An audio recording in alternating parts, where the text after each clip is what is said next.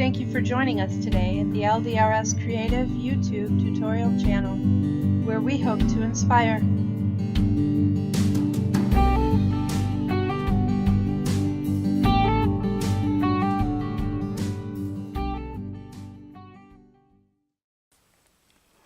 Hi everyone, it's Christine here for Little Darlings Rubber Stamps. I apologize for the sound of my voice. I am still fighting a sinus infection, so please pardon me if I have to cough or my voice sounds a little funny for this video. I am super excited to share a new card with you guys today. This is the card that we are going to be working on. All elements that you see on this card, except for the flowers and the sequins, which are just from my stash, were made using products from Little Darlings Rubber Stamps.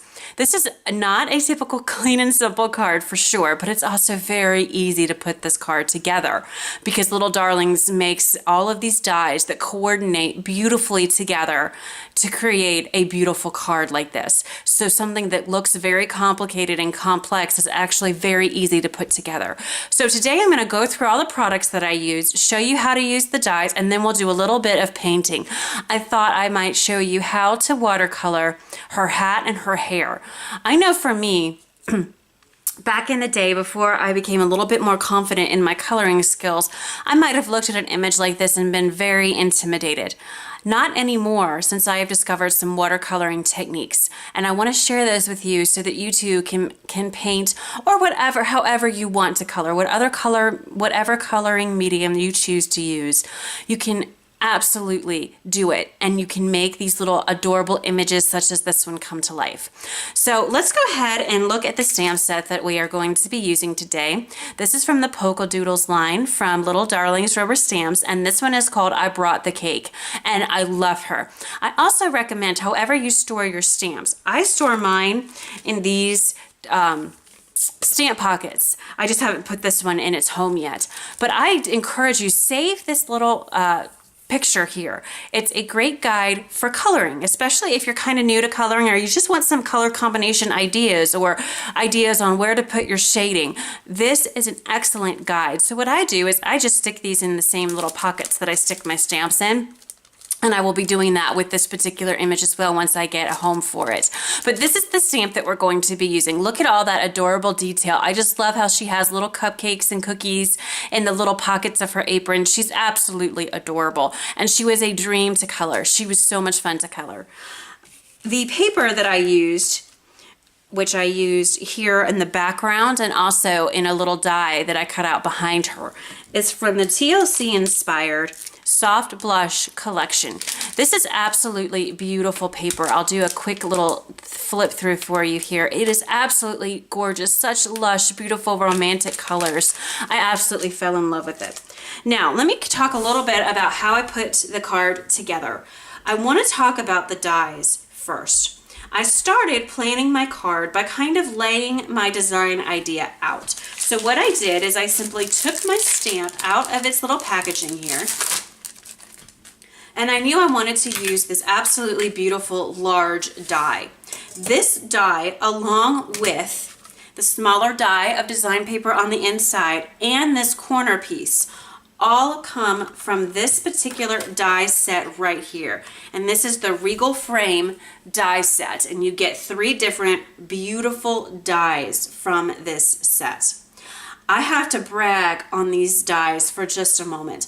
As you guys know, as I've said in other videos, I do not promote anything that I don't love and use myself.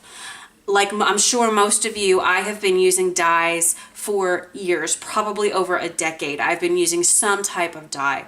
As intricate as this large die is, it cuts like butter. I don't have to use a shim. I don't have to use any fancy sandwich for my die cutting machine. I don't have to use a precision cutting plate, and I only have to run it through once.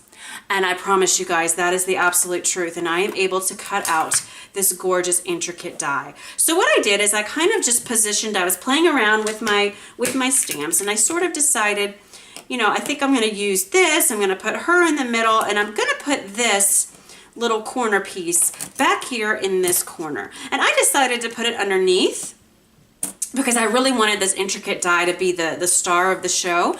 In the picture at the bottom, they do give you a suggestion of how to use the dies, and they put this little one on top, and that is beautiful too, and I actually played around with both. I ended up putting mine on the bottom underneath, again, simply because I wanted this brown frame here to really be the star of the show, and just have this sort of peeking out at the top just a little bit for a little bit of added interest. But you could use it however you want, and you could cut multiples if you wanted.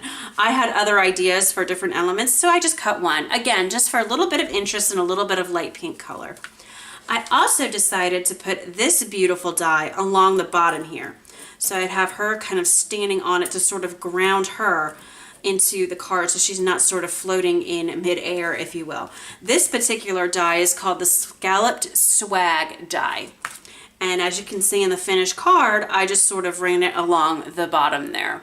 So this is sort of how I plan my cards out. I take whatever dies I'm going to use, put them on my little craft mat here with my stamp, and just sort of play around with it and fiddle with it till I get kind of everything positioned like I want. Then I go ahead and cut everything out.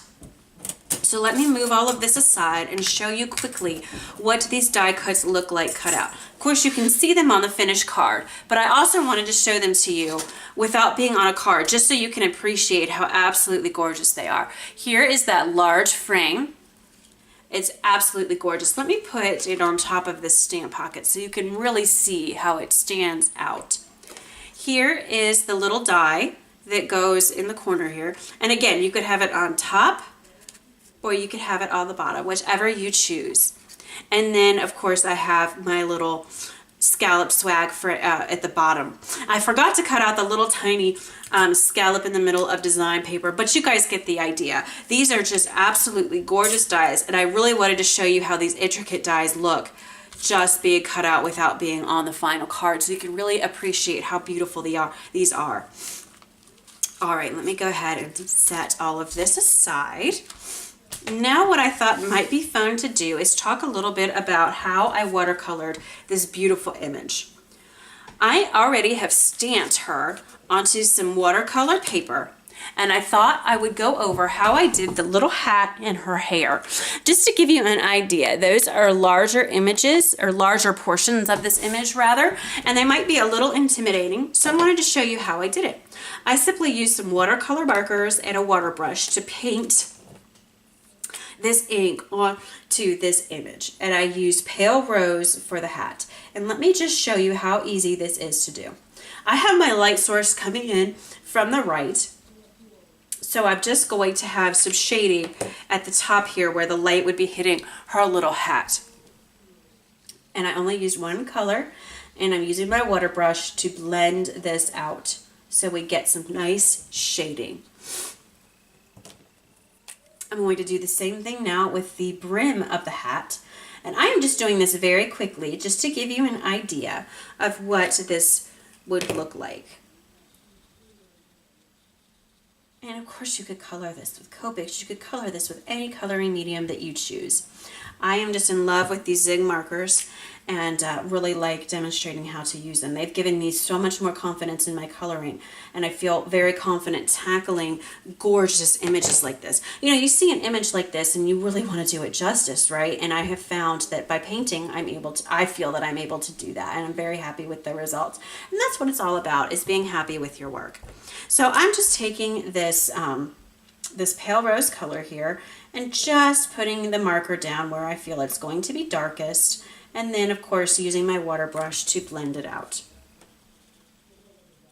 Very, very easy to do, and it really makes beautiful shading on this image. Let me just fix a little bit up top here.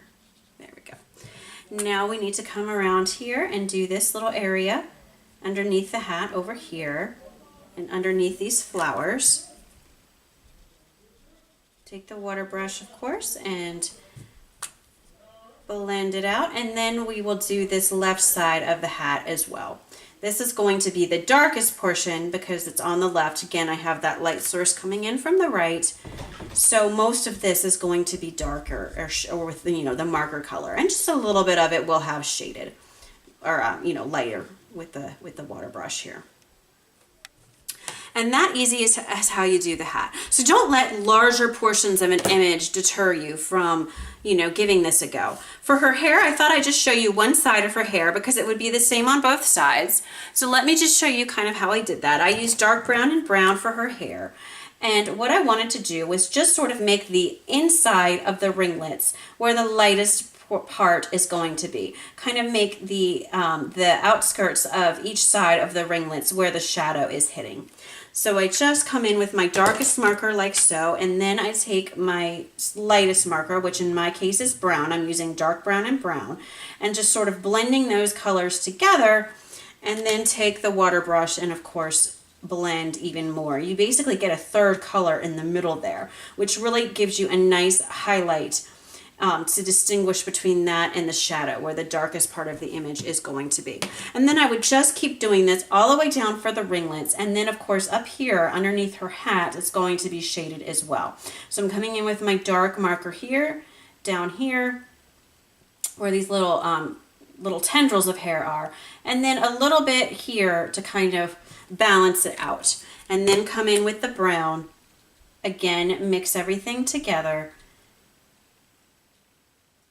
And then the water brush does most of the work for you, which is so great. It does pretty much all of the blending and shading for you once you lay that marker down. So that's kind of how you would tackle this beautiful, but a little bit more complex hair. And as you can see, let me just iron out some of these little, sometimes when you're using the water, you will get a couple like lines in, and all I do is go back over it with my water brush in a circular motion to blend it out. If that doesn't work, go back in with your lightest color marker and just go back over what you already did and then use your water brush, and that will smooth that out for you. So that's just a very quick little tutorial on how I painted the hair and the hat. You would just simply repeat these steps over on the other side. And this is, of course, the finished product, what you get after you color this beautiful image. So let me zoom back out. And just to recap a little bit here, this is the finished card that we made, and I used these beautiful dies. I'm stressing the dies today for a reason, guys. Little Darlings is having a sale on the dies, on all dies and embossing folders in their store until October 31st. I will have the coupon code in the description box of the video below, and it is 20% off, which is a fantastic deal. So that's kind of why I'm sort of pushing dies into your head, because I truly, truly love them. They cut like butter, and they really, you know, make your layout so easy and look so difficult, but it's really so easy to put together. So that's it, guys. Thank you so much for joining me, for crafting with me today, and I hope that this inspires you to give some of these gorgeous images a chance with whatever color medium you choose. And also check out the dies over at Little Darlings. They are on sale 20% off until October 31st using the discount code in the description box below. Thank you guys so much, and have a wonderful day. Bye-bye.